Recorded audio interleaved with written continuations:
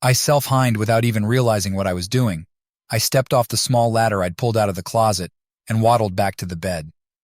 When it came to me, I sat down heavily, staring at what was visible through the open dangling lid of the smoke detector. All the implications of why and how the object of my gaze had ended up where it was, and what exactly that meant, flooded my mind. I'm not exactly sure when the suspicion that Veronica, my wife of 3 years now, was cheating on me solidified in my mind, but it did. From my research, she was showing many of the classic signs of adultery. The sudden change from never leaving on overnight trips for work to leaving for an entire weekend, like right now, has only reinforced what had been making me nervous for a while. I mean, who leaves for work on a Friday afternoon? At least the last short 2-day trip she took was less socially disruptive in the middle of the week. In retrospect, suspicions started rearing their ugly heads about a month ago. I returned from my trip and found that Ronnie had suddenly changed. Colder, more emotionally detached than before, less affectionate by and large. We always had sex after I returned from my trip, but this time she apologized and refused. I tried a couple more nights after that, but was rebuffed. A tentative guy that I was, I stopped nagging, hoping she would come out of the horror she was in. I realized that here we were a month later, and we hadn't made love since the night before the first trip. Looking at the smoke detector above the bed in the bedroom of our apartment, I now knew why. The sudden change in one behavior prompted me to look for other differences. When I opened my eyes, there was no shortage of clues. I noticed that she looked at me when she thought I was busy doing something else, and then looked away when I looked at her. Was it just me? Or did her? I love you sound a bit strained these days. Besides, a lot of things have changed in her life lately. From the spike in bachelorette parties, suddenly changing her computer password, taking phone calls, and then walking out of earshot while talking, to conversations with her best friend Julie in the kitchen that would abruptly stop when I walked into the house. They were all there, all reinforcing my growing paranoia. Not wanting to accept what I now strongly suspected, I began cataloging when I thought she had the opportunity. I followed her to the next bachelorette party and was pleasantly surprised to find her exactly where she was supposed to be and behaving exactly as a wife should.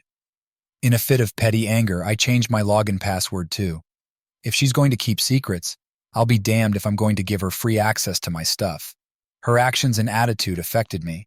Sometimes I couldn't guarantee I'd be calm enough to pretend to be normal at home, so I'd stay later at the office or go out for a drink with friends. I hated the things she drove me to. For example, I started calling her at work at lunchtime. I hated it even more as I saw the pattern forming over the course of a few weeks. Whereas before she always only took half for lunch, she now took an hour or more almost every day. Just enough time to have lunch with her lover. Just enough time for quick sex.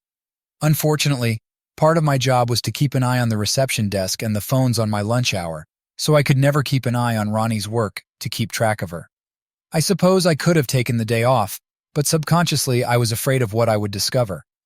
I was disappointed that our finances didn't stretch to hiring a private investigator to accompany her on her first overnight work trip 2 weeks ago. I called her any time and she always answered quickly and never out of breath, but I knew she was a smart woman. How smart was discovered by the object hidden by the smoke detector, cover over the bed. One look at that object and I knew immediately that she was not only deceiving me, but doing everything she could to keep me from finding out.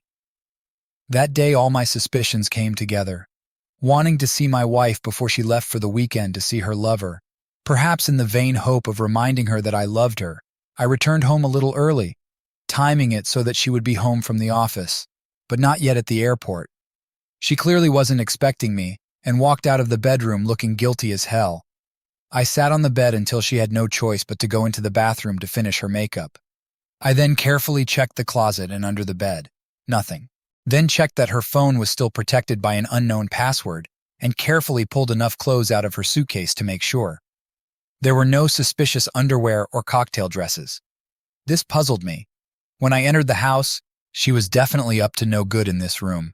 After that, I checked the trunk of her car for any other bags. I was a little bit nervous, but she's a very smart woman. Instead of allaying my fears and easing my suspicions that my loving wife was doing something dirty to me, the lack of evidence only reinforced them. It pissed me off that she was outsmarting me. I came up with a plan to catch her that was within my budget. Next week, I'd make up my own work trip. Maybe Veronica would take the opportunity to invite her lover over while I was gone. I'd set up a tiny camera in the smoke detector above the bed to record the action. It was only a studio apartment, so one camera was enough for me. Once my suspicions were confirmed, I knew exactly what to do to dissolve this joke marriage without being financially abused. Thus, 3 hours after Veronica left for her second overnight business trip, I pushed the bed aside, pulled our little 3-step home ladder under the centrally located smoke alarm, and released the small clip on the side of the device, causing the lid to open and hang on a hinge. Inside was the exact same camera as the one I held in my left hand, a camera that transmitted a signal to a small transponder that could be hidden anywhere, a transponder that in turn transmitted the signal to either a laptop for direct viewing or a computer for later viewing. I knew with certainty that my wife would prefer a combination of both, so not only was she having an affair, but she was monitoring my whereabouts and behavior while she did so to see signs that I was suspicious of her. I stood up and made my way to the living room. There was another smoke detector there, and of course another camera. Just to confirm my suspicions without a shadow of a doubt, I went over my car with a fine tooth comb. It took me a quarter of an hour to find the tiny GPS tracker. I rested my hands on the hood, chin on my chest, and was sickened by the thought that at this very moment, my wife was in another city being fucked by an unknown stranger. Or was she not? Suddenly, I remembered how abruptly Veronica had refused my offers to drop her off at the airport. I lifted my head, staring unsangly at the garage door while my thoughts raced. Had she really not flown anywhere? Could she be somewhere in the city right now? No. The woman I knew was too smart. Not to get the guy to put a rubber on. Too much chance of passing sexually transmitted diseases to me. I shook my head, realizing I was distracting myself by putting off the inevitable conversation with myself. Could I forgive my wife sleeping with someone other than me? Never okay. This conversation is over. The thought of waiting for her to return Sunday night to meet her face-to-face was not an option. I needed to find her and get this over with immediately. Veronica handled all the family finances. I pulled all the latest bank statements out of the closet and looked at them for the last month. Nothing out of the ordinary until I got to the line transferred to account number XYZ, an amount of $500. Getting into NetBank, I plugged in said account number. I looked in the notebook where my wife kept coded passwords, found an unfamiliar one, and guessed the code on the third try. It was a credit card I didn't know existed. The last transaction wasn't even 3 hours old, at a cheap chain motel, 10 minutes away. For some reason, the realization that she was footing the bill for her date with her lover made me angry. The realization that she was actually stealing our money to do this made me furious. Next was a recording from the same motel that coincided with her first supposed trip out of town. When higher up, a recording made when she bought the surveillance equipment. Ironically, she bought it at the same store I did. A quick glance at the statement showed that she made the purchase 3 days after I returned from my last trip. So she'd probably met the asshole while I was gone. That made sense. More likely was that she was recording the camera footage. Back at my car, I recorded the GPS tracker's data and Googled it. Sure enough, it had a software feature that could signal to a cell phone when the device was in motion. So no need to alarm her lover's conscience, and her conscience, by having a feed from our house on the screen at all times. All she had to do was heed the alarm, sneaky bitch. Then my thoughts returned to what I did or didn't do to keep her faithful to me. All the usual reasons flashed through my mind that I suppose all people in my position thought. Was I unsatisfactory in bed? I didn't think so. Until she interrupted me, I thought she was thoroughly enjoying my efforts. Maybe I was wrong. Maybe I really was shit in bed and she was faking it all along. God, was I really doubting my manhood? All these thoughts made me angrier rather than calmer, so I turned my mind to my options. What was she doing right now? What if I'm wrong? What would she do if she'd already seen me find her cell? Make her boyfriend out of their love nest, accelerate their plans to dump me, rip me off and make her ride off into the sunset with him? Or was she just sitting there, with or without him, thinking of a compelling reason why she should keep me under surveillance, assuming she's watching the cameras? Does she have reason to suspect I know where she is?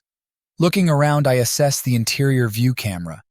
I think she saw me sitting on the couch, but I doubt she saw me rummaging through the file cabinet and working at the desk in the corner.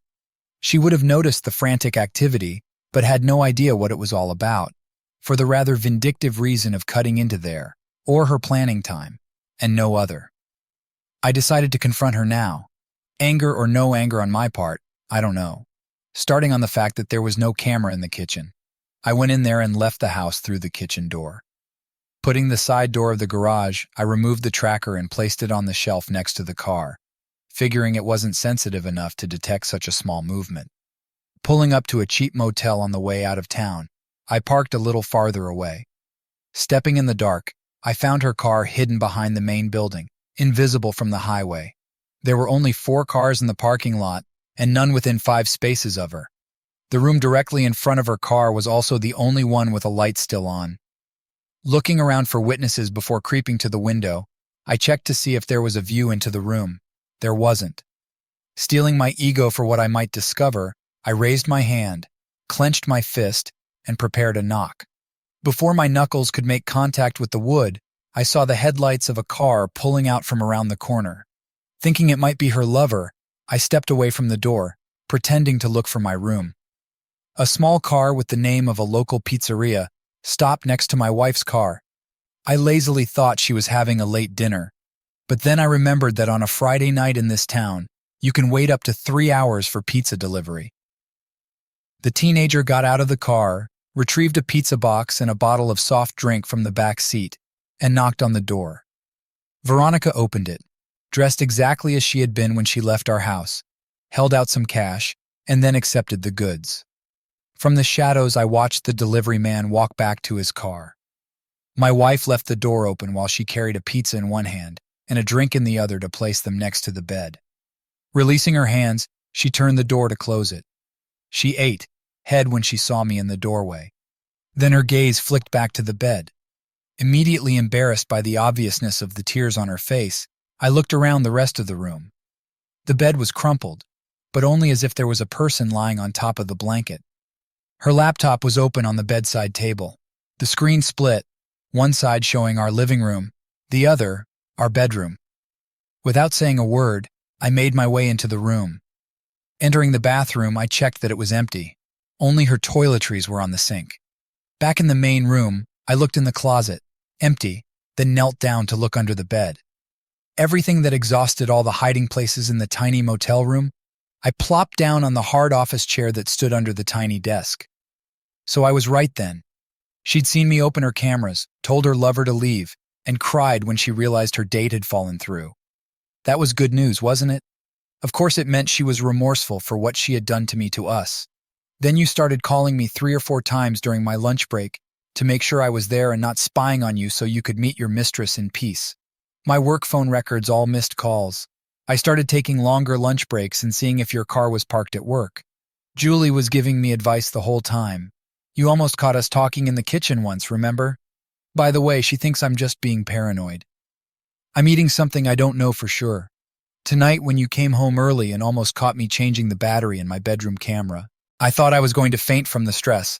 I was sure you were cheating on me, but I needed proof. I bought cameras and a GPS tracker to get that proof and end my dilemma. I still don't know for sure. I know you were just sitting home alone when I went on that first trip, but I thought it was just because it was during the week. I was planning on going away for the week, and so you could have more time. Please, are you having an affair or not? Can you just tell me? The uncertainty is killing me. I looked at her suffering, haggard face. My mind was in absolute turmoil as I watched her agony. My idea of myself as an honest person had completely misled me into thinking that there was only one solution to the clues I had been given. The thought that the same clues accounted for the fact that my wife thought I was cheating on her could not even enter my head with even an edge of consciousness. The pain reflected on her face, more than words, convinced me that she was telling the truth. I was so devastated, thinking she was deceiving me, that I missed all signs that she thought I was doing the dirty on her. My mind was suddenly filled with sympathy for her. I remembered the terror and insecurity I felt when I imagined her in another man's arms. She was experiencing the exact same torture, enough to lie and create a situation where I could meet my lover so she could finish. I realized that the looks I had interpreted as guilt were actually a silent assessment of my trustworthiness, her detachment, the pain of what she perceived as my betrayal. No wonder there hadn't been a single, sincere, verbal affirmation of her love in the last month. How could she speak words of love to a man she suspected of stabbing her in the back? It was clear to me that I had only glimpsed a glimpse of the pain she had been in for a month. Suddenly, a horrible thought crossed my mind. Do you think Dave and Allison felt the same way? What? What do Dave and Allison have to do with this? Do you think your ex-husband and my ex-wife felt pain, fear, and doubt like we did when she caught us in bed and told him? No wonder neither of them ever thought about forgiving us. They were too devastated. I realized from the renewed look of horror on Veronica's face that the full impact of hurting our former spouses, the people we supposedly loved, was bearing down on her. Her knees buckled, and she fell back onto the bed. Epilogue. 2 weeks later, we began negotiations on how to separate with a minimum of fuss. It was clear from the ease with which she believed I was capable of betraying her and vice versa that we both had serious trust issues. She was a cheater, as I was in a relationship born of deception. No amount of sugar coating could hide the fact that our relationship was doomed from the start. Most people judge others by their own standards, so each of us suspected worse knew the other was capable of deception. We parted as friends and even satisfied each other's sexual desires from time to time.